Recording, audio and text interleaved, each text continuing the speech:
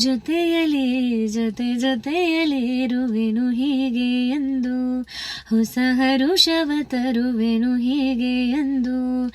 ನೀ ಎಂಥ ಮಾತಾಡಿದೆ ಇಂದು, ನೀ ಎಂಥ ಮಾತಾಡಿದೆ, ನಿನ್ನ ಮನಸ್ಸಿನ ಭಾವನೆ ನೀನೇ ಹೇಳಿದೆ. ಜೊತೆಯಲಿ ಜೊತೆಯಲಿ ಇರುವೆನು ಹೀಗೆ ಎಂದು.